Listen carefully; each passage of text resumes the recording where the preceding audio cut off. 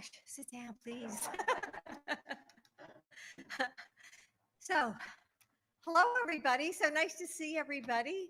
And it's great to be back in Southern Virginia and really special to be here at Tidewater Community College. And now, most people call me First Lady, but to one group of students at Northern Virginia Community College, I am first, foremost, and forever their writing professor, Dr. B. So no matter where I go, I think I feel most at home at community colleges. And so thank you to President Constant for your warm welcome. And yes. And as a military mom, I'm grateful for how much Tidewater is doing to support veterans and other military connected students. Actually, I just met one of the veterans that was in the lab there. And to my colleagues and my fellow educators, how many are professors here? How many people teach here? So a couple people, okay. So thank you for joining us, and happy Teacher Appreciation Week. So, so like the students here at Tidewater, my community college students don't take anything for granted. So I don't get too many late papers or missed exams, of course, although there are, as you know, a few exceptions. But I have to tell you, a few semesters ago, it was early in the morning, and I got this text, and it said, and I quote, "On my way to the hospital to have my baby, my research paper is going to be late." To which I replied, "Excuses, excuses." Now, this woman in my class, she served as an interpreter for our military in war zones. And she had come to America to start, a new life with her family. And I couldn't believe it, but in the midst of labor, here she was worried about getting in her paper on time. Now, I know that she's a special example, but her commitment, and you know this, certainly isn't unique. And veterans and single parents, first generation students, refugees, my students, like all the students here, I'm sure, come from every walk of life. They show up, they don't complain, and all they ask is for one thing in return: the chance to work hard and build a good life for themselves and their families. And that's exactly what community colleges like Tidewater give them. Our schools accept everyone, regardless of age or race or income or family legacy. And they offer classes that are flexible, so students don't have to choose between work and school. They train for real world jobs, like I just saw in the lab. They tailor to the communities they serve. Or they provide a strong foundation for those students who want to go on to a four-year degree.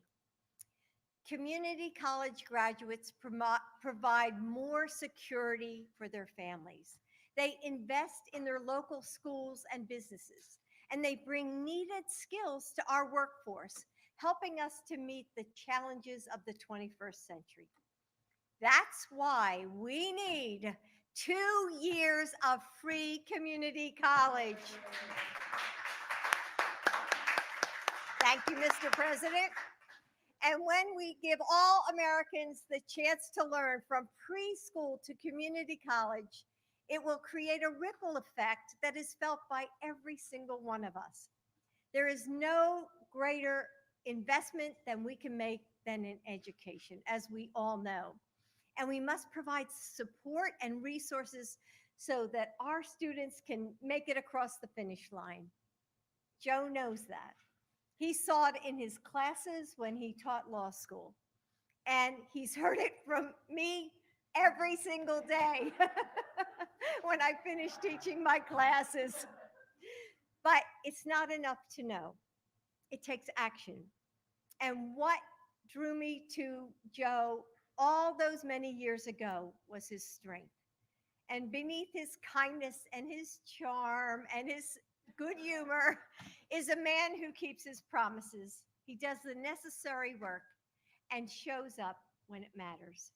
And today, the American Rescue Plan, the American Jobs Plan, and the American Families Plan will work together to deliver the future we need. He's going to deliver on our promise of opportunity for all Americans with universal preschool, quality public schools, and free community college. Our country is going to rise together. And we see that in the story of our next speaker, Jayden Williams. And when she was a senior in high school, she started taking classes at Tidewater. And today she's part of the TCC STEM Promise program, whose mission is to create a large and diverse STEM workforce. So, as you all know here at the community college, it's all about good paying jobs. And Jayden has made the president's list and the dean's list and is well on her way to a career she loves. Jayden, we are all so proud of you. So please help me welcome Jayden Williams.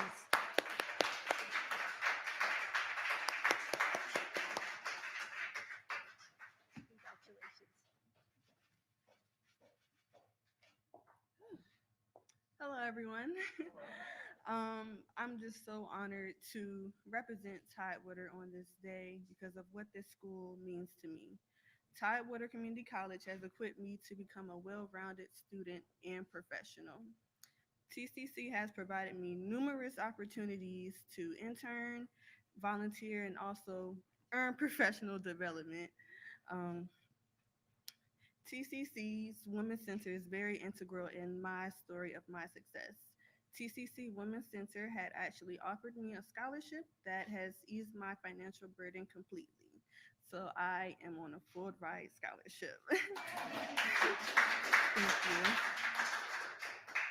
But the thing that is so special about TCC is the specialized support that we receive and also the smaller class sizes, which I think is a plus.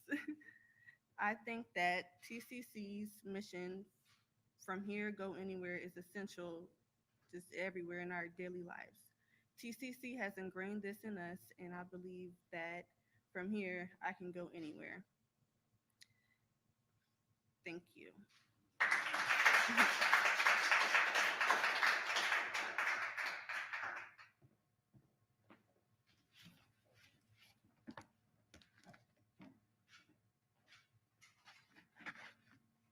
My name is Joe Biden. I'm Jill's husband.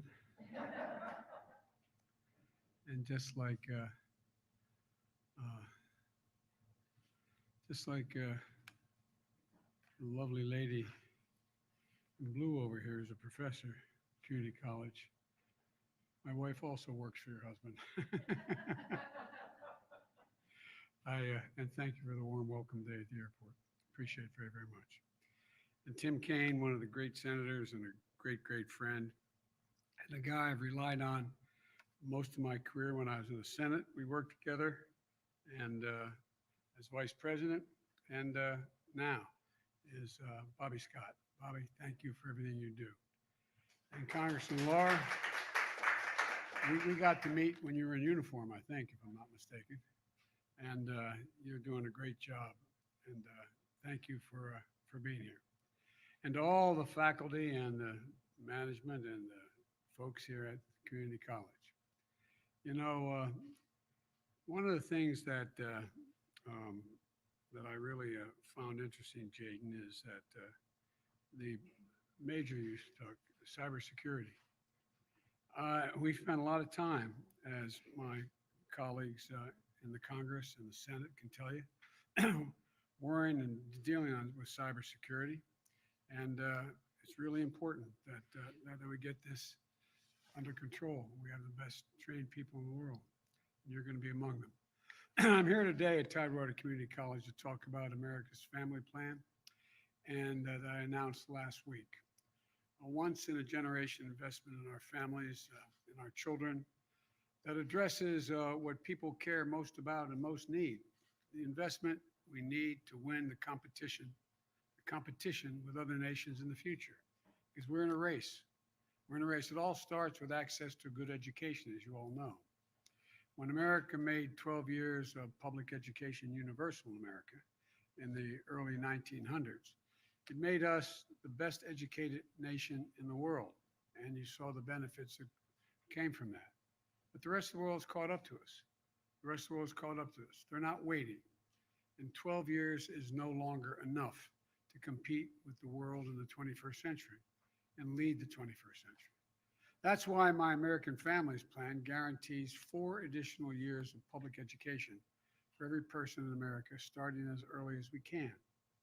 We were at an elementary school earlier today, and what we're talking about here means universal high-quality preschool for 3 and 4-year-olds, not daycare, preschool.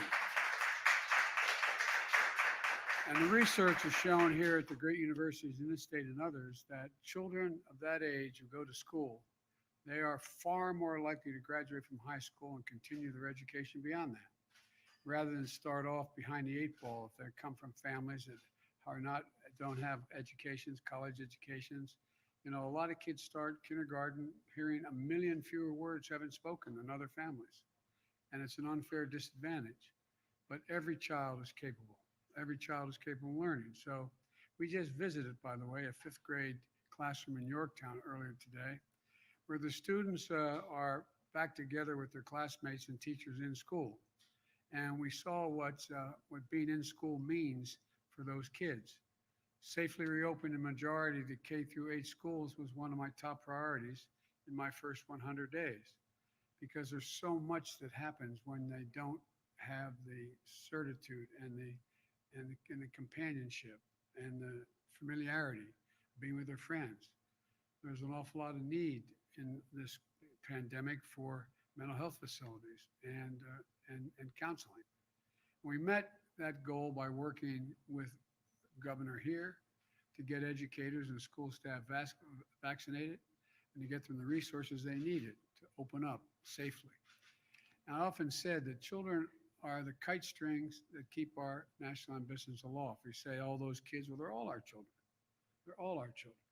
And they are the kite strings that literally lift our national ambitions aloft. So we got to invest in them, invest in our children, to invest in the future. We can't stop there. We're going to add 2 years of community college on top of that. You just heard Jill talk about community colleges and how it can change lives. Well, students here at the community college across the country know why. For some, it's 2 years of community college to earn enough credits to transfer to a 4-year university, which is available almost every single state, to become a teacher, an entrepreneur, or anything else. For some, it's getting an extra training through a certificate program to get a good paying job in a business in town. We just met with students at the HVAC workshop, ambitious, talented students who are taking the next step in their lives. And with the skills they're learning here, and some of the students will go on to be plumbers, members of Pipe Fitters Local 110, electrician. Look, it means higher union wages with guaranteed health care and pensions. And, you know, it's kind of amazing. One of the things, I don't know whether you know, First Lady of this state understands, she does, I'm positive, that an awful lot of folks who even get an opportunity to go to community college still can't get there because of food, transportation, those other costs. And so we're going to increase Pell Grants so they're qualified. Every student, it will make a gigantic difference. It'll make a gigantic difference. By the way, I have to admit, if I didn't have these positions, I'd be sleeping in a Lincoln bedroom rather than the president's bedroom. But it really, you know, it really is how to start to transform the life and family and community and our economy by investing in people. Every child has the capacity to learn. And if I've heard it once, I've heard from Jill 1,000 times. Joe, any country that out-educates us will out-compete us. And it's a fact. And she'll be deeply involved in leading this effort as well. The second thing, the American Families Plan is going to provide access to quality, affordable childcare, helping parents go back to work, providing a lifeline of benefits for children as they do better in school throughout their lives. You know, it guarantees low and middle income families pay no more than 7% of their income for high quality care for children up to the age of 5. And that makes a gigantic difference. There's millions of women out of work today, not because they're not qualified for the jobs they have, but they can't take care of their children and do their job. And the cost of childcare is extraordinary. I was a single father when I first got elected to the Senate. I had 2 young boys raised after their mom and sister were killed. And had I not had the family I had, I'd never been able to do it. And I'm not joking about that. And I was a senator. I was making a decent salary. The most hard-pressed working families won't have to spend a dime if, in fact, my plan works. If you're low-income folks, you'll be able to get child care for free. Third, the American Families Plan is going to finally provide up to 12 weeks of paid and medical leave, paid family and medical leave. We're one of the few industrialized countries in the entire world that doesn't have this feature. No one should have to choose between a job and a paycheck or taking care of themselves, their parent, their spouse, or a child that's ill. They should have that opportunity. The fourth piece of the plan, the American Families Plan, puts money directly in the pockets of millions of Americans. In March, we extended the tax credit for low and middle income families with children. Now, if I could hold a second here, if you make enough money and you're paying taxes, you end up in a situation where you get to deduct $2,000 per child as a tax benefit. You don't get it back, but you get to deduct it. Well, if you're a minimum wage worker, you're not paying much tax. And if you're making less than that, which many people are, you're not paying any federal tax. So you get no benefit.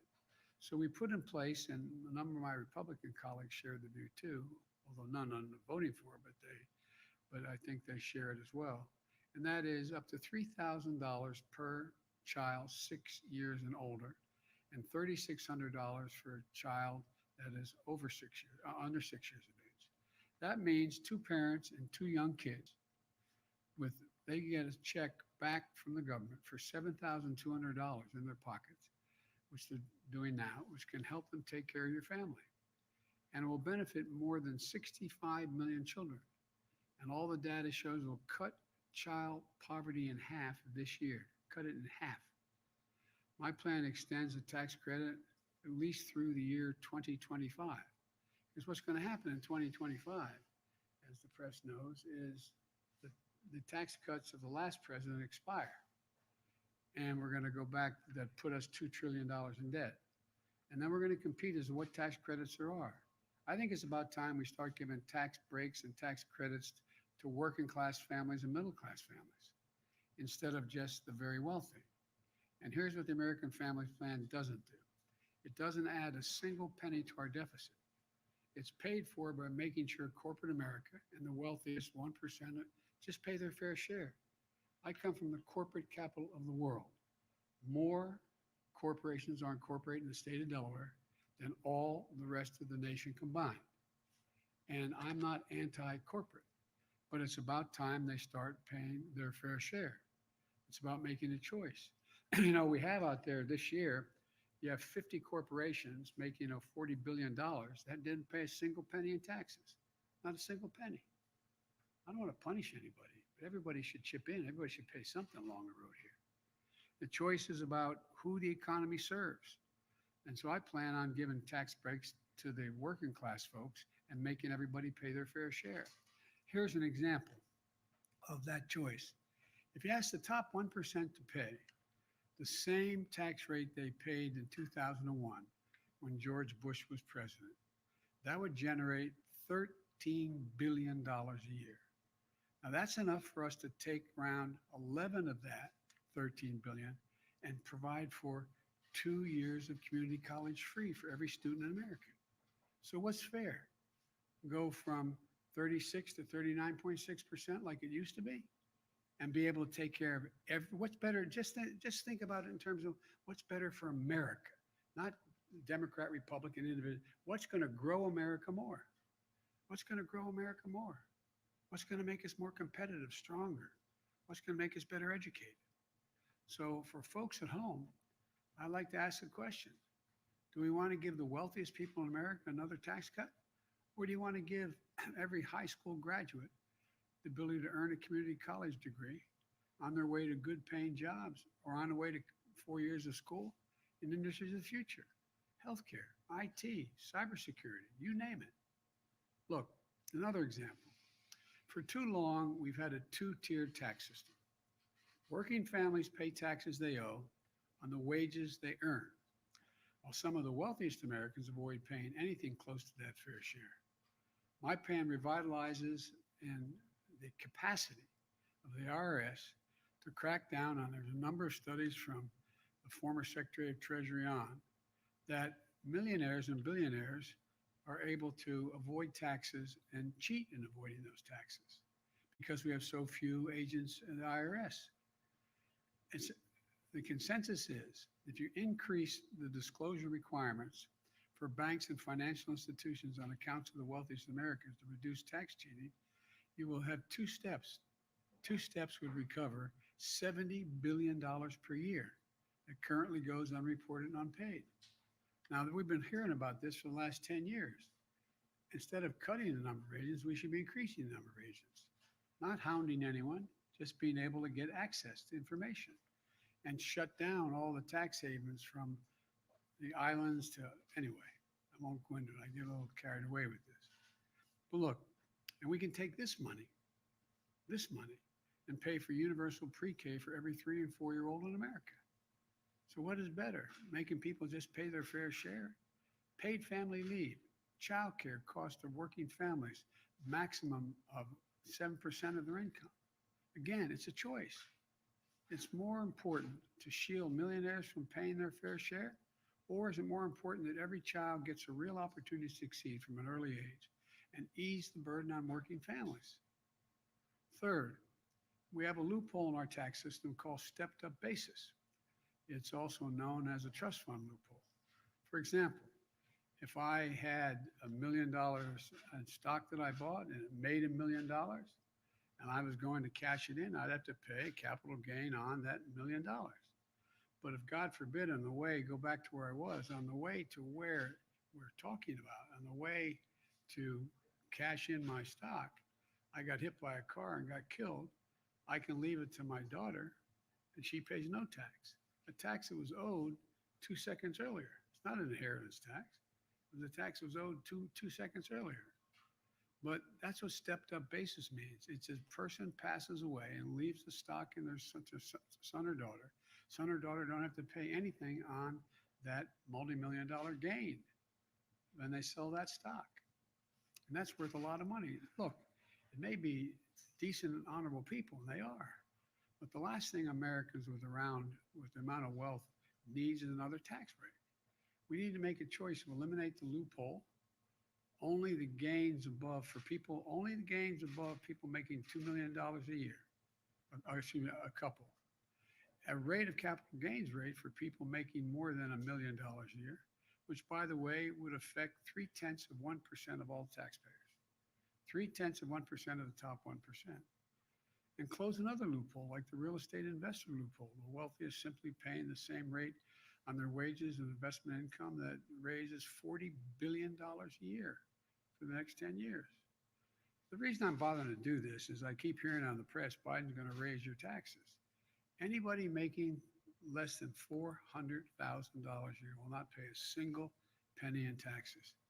And we will not increase the deficit either, unlike the last gigantic tax cut, which increased the deficit by $2 trillion.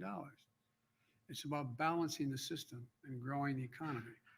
It means wealthy investors no longer pay lower marginal tax rates than their secretary pays, their secretary in their office. Do you want to know what that would do? That would take that money and extend the life-changing middle-class tax cut and put it in place for American Rescue Plan and expand child care tax credit. I mentioned earlier that $1,700 in the pockets of family with 2 kids for now through 2025. Look, just closing these loopholes by taxing investment income at the same rate as wages for the wealthiest Americans would have enough to extend this again through 2025. So I ask again, is it more important to keep these tax loopholes for millionaires? They're good people, they're not bad folks. Or would we rather put $7,200 in the pockets of working moms and dads every year if they have 2 children. Folks, trickle-down economics has never worked. For too long, we've had an economy that gives every break in the world to the folks who need it the least. It's time to grow the economy from the bottom up and the middle out. We can choose to give hard-working families a break, a tax break in effect. We can choose to invest in our students. We can choose an economy that rewards work, not just wealth, and that chooses the choice I'm making, and the vast majority of American people support, is let's give people a shot. Given even half a chance, the American people have never, ever, ever let their country down. Imagine if we give them a full chance. Imagine what it would mean for them and their families and for our country. We're the United States of America. There's nothing we've been unable to do when we do it together. So let's get together. Let's get this done. Because the truth of the matter is that we can do this and grow the economy. I won't go on all the other statistics, but the plan is estimated to grow the economy another $1 trillion. This will grow the economy. Everybody will be better off. So I want to thank you all for doing your part here to make sure that not only you're educating and giving people a real shot at a real life consistent with their talents and their capacities, not limited because they don't have the money. And we're going to give it to a lot more people. I promise you, America will be much stronger for it. Because like I said, we're setting out a universal education. It wouldn't just be 12 years anymore. It would be those 14 years, 16 years I'm talking about, 2 to start and 2 at the other end. And as your state has done under your governor and your senator and your congresspersons, your state, if you get 4 years out of here, 2 years out of here, it's 2 years toward a state university. You cut tuition in half for a 4-year degree as well. So there's an awful lot of possibilities, an awful lot of hope. And the good news is, I think there's overwhelming bipartisan support for this. If you look at the polling data, Republican voters overwhelmingly support it. Now I just got to get some of my Republican colleagues to support it. So thank you all. God bless you, and thank you for the work you're doing. And may God protect our troops. Thank you so much.